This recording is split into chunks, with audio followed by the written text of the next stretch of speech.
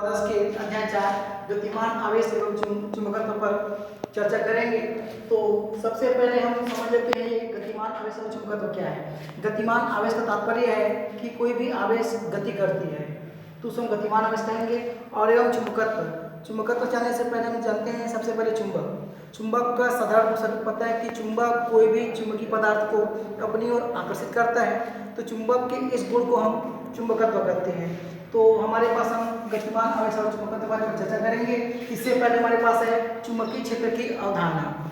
तो जैसा कि हम लोग जानते हैं किसी भी स्थिर बिंदु आवेश, जैसे मान हमारे पास ये स्थिर बिंदु आवेश है, तो इस स्थिर बिंदु आवेश के कारण इसके चारों विद्युत क्षेत्र निर्मित होता है।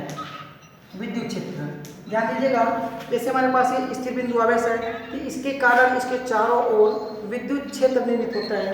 ठीक इसी प्रकार से यदि यह आवेश जब किसी चालक में गति करता है तो वह हो जाएगा गतिमान आवेश।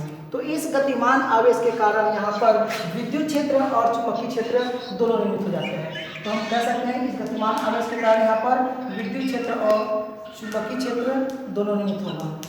किंतु यदि यही आवेश जब लगातार गति करती रहती है तो उसे हम धारा कहते हैं, अर्थात किसी चालक में आवेश प्रवाह की दर को विद्युत धारा कहते हैं। और विद्युत धारा के कारण यहाँ पर हमको चुंबकीय क्षेत्र प्राप्त होते हैं। तीन चीजें हैं यहाँ पर, एक हमारे पास है स्थिर आवेश, दूसरा हमारे पास है गतिमान आवेश और तीसरा हमारे पास है धारा। तो इस स्थिर आवेश के कारण विद्युत क्षेत्र निर्मित होता है, गतिमान आवेश के कारण विद्युत क्षेत्र और चुंबकीय क्षेत्र दोनों निर्मित होता है, और विद्युत धारा के कारण चुंबकीय क्षेत्र निर्मित होता है। तो चलिए देखते हैं, हमारे पास ऑस्टेट नामक वैज्ञानिक ने एक प्रयोग किया था। उसके आधार पर क्या होता है, उन्होंने एक चालक तार लिया।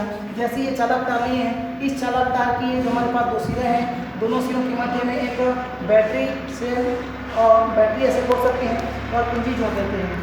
ठीक है, और उस चालक तार के नीचे में एक चुंबकीय सुई जोड़ देते हैं। तो देखते हैं यहाँ पर जब हम कुंजी को नहीं दबाते हैं तो इसमें किसी प्रकार की धारा प्रवाहित नहीं होती, जिससे इस चुंबकीय सुई के नीचे उत्पन्न नहीं होता है। किंतु हम क्या करते हैं, यदि उस कुंजी को हम लोग दबा देते हैं तो कुंजी को दबाने से क्या होती है, उस चालक में धारा प्रवाहित होती है। चालक में धारा प्रवाहित होने के कारण उस चुंबकीय सुई में क्या होता है, विक्षेप उत्पन्न होता है। जैसे यहाँ पर देख सकते हैं कोई विक्षेप नहीं होता है और यहाँ पर विक्षेप उत्पन्न होता है।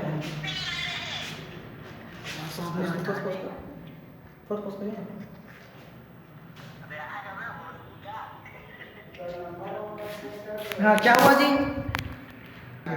इसी प्रकार से हम लोग देखते हैं, जैसे कुंजी को दबाते हैं तो चालक में धारा प्रवाहित होती है, जिसके कारण इस चुंबकीय सुई में विक्षेप उत्पन्न होता है। ठीक है, इसी प्रकार से देखो यदि हम क्या करें, धारा की दिशा को बदल देते हैं। जैसे हमारे पास यहाँ प्लस और माइनस था, अब हम क्या करते हैं, दिशा को बदल देते हैं, यहाँ पे माइनस और प्लस, तो धारा इस प्रकार से उल्टे क्रम में प्रवाहित होती है।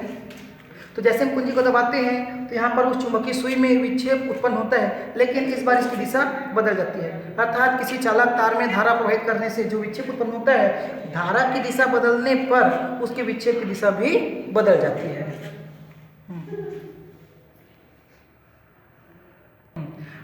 ऑस्टेट के प्रयोग से हमको पता चलता है कि यदि किसी चालक तार में हम धारा प्रवाहित करते हैं तो उस चालक तार की क्या होता है, चारों ओर चुंबकीय क्षेत्र उत्पन्न होता है। इस घटना को हम धारा का चुंबकीय प्रभाव कहते हैं। ध्यान दीजिएगा, जैसे मान हमारे पास एक चालक है, इस चालक तार में यदि हम धारा प्रवाहित करते हैं आई, तो धारा प्रवाहित करने के कारण क्या होता है, इस चालक के चारों ओर चुंबकीय क्षेत्र उत्पन्न होता है और इसे कहते हैं धारा का चुंबकीय प्रभाव, या इस घटना को हम धारा का चुंबकीय प्रभाव कहते हैं। किसी चालक में ऑस्टेट का प्रयोग और किसी चालक में धारा प्रवाहित के आधार पर बायो-सेवर्ट नामक वैज्ञानिक ने एक नियम का प्रतिपादन किया, जिसे बायो-सेवर्ट का नियम कहते हैं। देखते हैं इस नियम के आधार पर क्या होता है। जैसे मान लीजिए हमारे पास ये एक चालक है, तो हम कह सकते हैं कि एक्स और वाई। तो ध्यान दीजिएगा, ये एक्स वाई एक चालक तार है जिसमें आई धारा प्रवाहित हो रही है। तो इस धारा के कारण इस चालक के चारों ओर क्या होते हैं, चुंबकीय क्षेत्र उत्पन्न होता है। मान लेते हैं हम इस चालक में मध्य बिंदु पर हमने एक अल्पांश की कल्पना करते हैं, जैसे है ये डी। इस चालक की लंबाई एल है, तो अल्पांश के हम उसको डी ले सकते हैं। और इस अल्पांश से इधर आर दूरी पर एक बिंदु पी है, जिस पर हमको चुंबकीय क्षेत्र तीव्रता की गणना करनी है। तो हम अब व्यंजक रूप में तो इस प्रकार से को प्रूव कर सकते हैं। जैसे ध्यान दीजिए एक बार, एक वर्णन करेंगे, एक्स वाई एक चालक तार है जिसमें आई धारा प्रवाहित हो रही है। इस पर एक अल्पांश लेते हैं dl और इससे r दूरी पर एक बिंदु P है जिस पर चुंबकीय क्षेत्र का परिमाण dv होता है। तो देखो चुंबकीय क्षेत्र को दर्शाते हैं हम लोग dv से, सॉरी b से। अल्पांश लिए हैं तो अल्पांश के कारण जो चुंबकीय क्षेत्र होगा उसको दर्शाएंगे dv।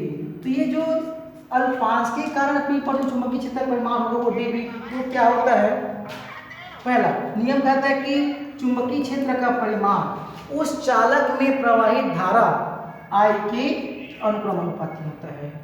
पहला नियम हमारे पास है, चुंबकीय क्षेत्र का परिमाण चालक में प्रवाहित धारा I के अनुक्रमानुपाती होता है। तो इसको हम थ्योरी के रूप में लिख सकते हैं कि चालक में प्रवाहित होने वाली धारा के अनुक्रमानुपाती होता है। इसी प्रकार से हमारे पास दूसरा हो जाएगा कि चुंबकीय क्षेत्र का परिमाण इस अल्पांश के अनुक्रमानुपाती होता है, अर्थात चुंबकीय क्षेत्र का परिमाण हो जाएगा ये अल्पांश हो जाएगा dl के अनुक्रमानुपाती होता है। इसको भी हम थ्योरी के रूप में लिख सकते हैं कि चुंबकीय क्षेत्र का परिमाण अल्पांश के अनुक्रमानुपाती होता है।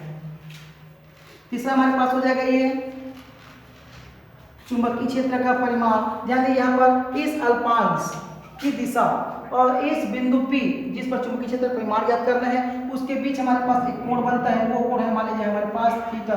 तो बोलेंगे हम चौथा नियम में चुंबकीय क्षेत्र परिमाण अल्पांश और बिंदु P को मिलाने वाली रेखा के बीच बनने वाली कोण थीटा की ज्या मतलब साइन के अनुक्रमानुपाती होता है, अर्थात dv is proportional to sine theta, जहाँ पर थीटा जो हमारे पास है अल्पांश और बिंदु P को मिलाने वाली रेखा के बीच बनने वाली कोण। इसी प्रकार से हमारे पास हो जाएगा आपका चौथा है चुंबकीय क्षेत्र का परिमाण जो है अल्पांश से बिंदु P की दूरी r के वर्ग के व्युत्क्रमानुपाती होता है। इस प्रकार से हो जाएगा चुंबकीय क्षेत्र का परिमाण जो है अल्पांश और बिंदु P को मिलाने वाले बीच की दूरी के वर्ग के व्युत्क्रम में अनुपात होता है। हम इन सभी को मिलाकर लिखते हैं कि हो जाएगा ये सभी को मिलाकर लिखने पर